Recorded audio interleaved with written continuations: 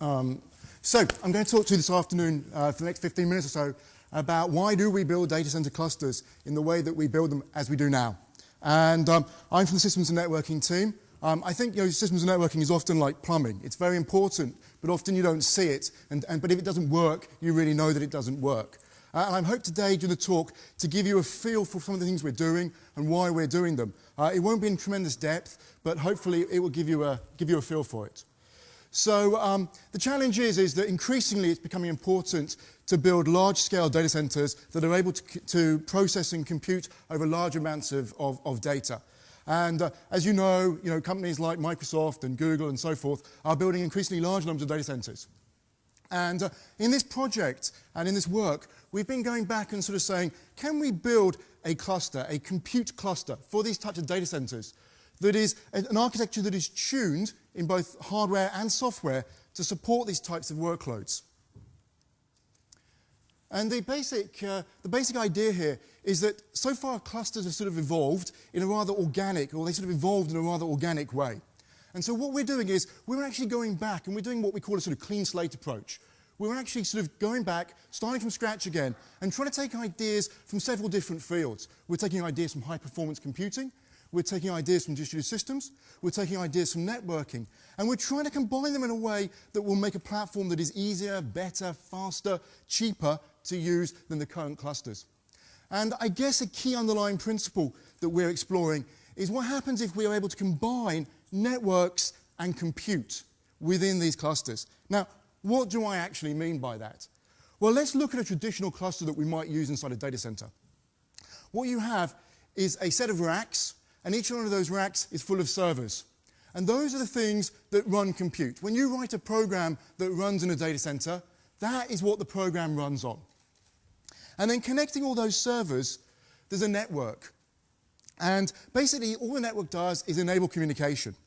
And for those of you not familiar with networking, one can think of it like this. If a server A in some part of this cluster would like to talk to server B, it just says, send the message to that particular machine. Now, this is a bit like me going to a post box, writing someone's address on it, and throwing it in the post box. By magic, it ends up in the destination I put on the address. And for example, this could be in another country, or could be just down the road. It's a sort of black box. We just let it off and it happens. So in ChemCube, we're going back and rethinking about this. And we want to think about how to combine compute and network. So what we're doing is we're actually building an architecture where we have two different architectures. One, in the center here, this sort of magical looking cube, which is the sort of the CamCube, which is, it uses a network which has each server connected directly to other servers. So in order to actually connect to other computers, or to talk more generally, you have to forward messages across machines. And then there's also an external network, a second network, which allows people outside the CamCube to actually talk to it. But the trouble is it's not just sufficient to combine these two things together, because simply having things co-located doesn't mean you can naturally access the power of that. And if you think about it, at the moment, as I just said to you, that the networks are a black box. So we need a way to allow applications to exploit this integrated computer network and get away from just seeing the network currently as a black box. And the way we're doing that is to think about a new API. And the idea is that this new network API is able to blur the distinction between the network and compute. So we've got this great little picture here. And this is almost like you're inside the CamCube looking around. Let me find the pointer. So the idea here is that if you would like to have this server here communicate with this server, we require the message to go through this server and up to this server. If this server wants to communicate with this server, it's going to have to go through the network like that to get there.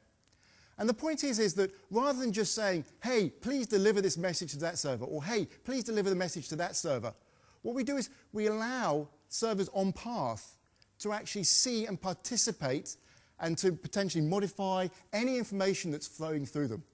Now, this particular topology is called a 3D torus. And it's actually widely used in the high-performance computing world, which is where we took it from. So if you remember, I said we've exploited many different things. This architecture comes from the high-performance computing world.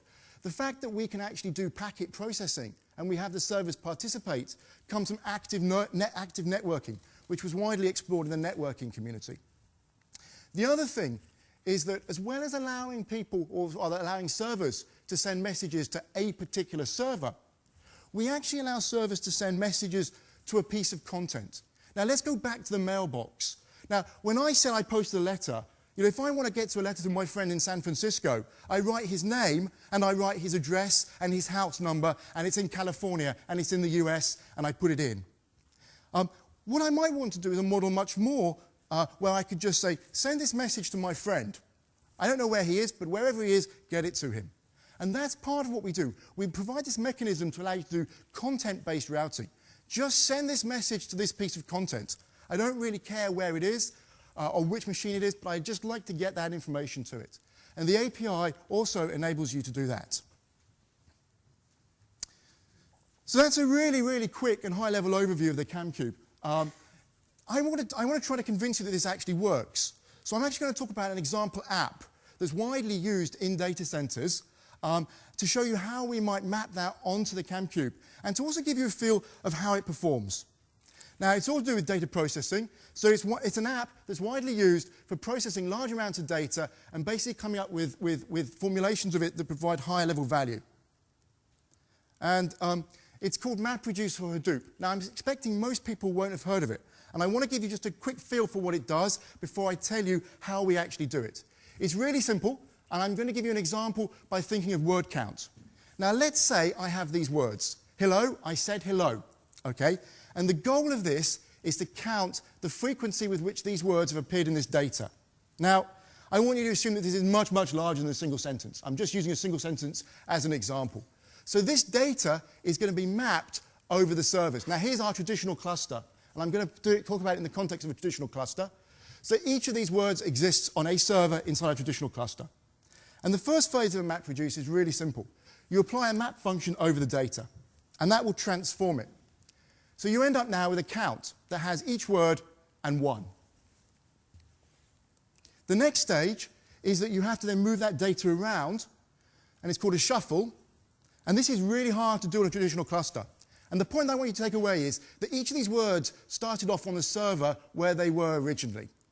But here, what we're trying to do is we're trying to move all the words of the same type, so in this case, all the hellos, to the same server. And all the I's we want to move onto the same server. And all the Z's we want to move onto the same server. So you end up with this sort of shuffle where all the data has to move between all the servers. And at the end of it, you end up with all the words of the same type, hello here, on the same machine. And then the final thing is you apply a function over that, which simply combines that information. So on the local machine, you take all the information and you come out with hello has a count of 2, all the other ones have a count of 1. Really simple, called MapReduce. And it's been, it's also the open source version of it called Hadoop. There's lots of different variants of it. But that's the sort of the feel for how it works. So what we're interested in is doing a MapReduce on top of CamCube. And the really important thing here is we actually want to maintain the same functions. So if you were used to programming MapReduce or Hadoop, you wouldn't have to change what you program. We just want you to take exactly the same program and just be able to use our implementation running on CamCube to get better performance. And in particular, I talked about the MapReduce job as having multiple phases. We're going to attack, or CamCube really helps us improve this shuffle and reduce phase, the bit which is normally quite painful to perform on a traditional cluster. And in order to show this, I'm going to show some results, and they're going to be fairly high level. You just need to get the trend rather than the ins and outs of the actual results. But they're generated from a small prototype. It's only 27 servers. I would have loved to have had it down here for you to see. It's actually up in one of our data centers, and unfortunately it's too large to bring down. And this experiment I'm going to show you compares the performance of running CamDoop, running a job, against a traditional cluster. So here we go. So I'm going to show 2 configurations. You don't really need to worry what those configurations mean. This is I equals 1. The point here is this is the best case for us, okay? So this is where we would expect to do the best. That's all you need to worry about. The scale here is a log scale, and it's time. And the less time it takes, the better it is. So lower is good. This is just a metric that covers sort of the size of input data sets and the operations performed on them. And this is showing the result for CamDupe, which is running on top of our cluster on the CamCube. And this is showing you on a log scale running against a traditional cluster. And so the thing you've got to take away is at some points we're operating orders of magnitude faster, and at other points we're operating only a factor of 2 faster. So that's the best case. So what about the worst case? Okay, so this is when R equals 27. Now again, I've got a log scale here. Again, being good is being near the bottom. Being bad is near the top. Again, I have this output ratio which is sweeping the input data sets. And so what you're seeing here, again, is CamDupe running on CamCube. And first off, I'm going to show you, this is the theoretical performance that you could get from a cluster. This is what I would expect to get if I took a back-of-an-envelope calculation and worked out what I think should be achievable.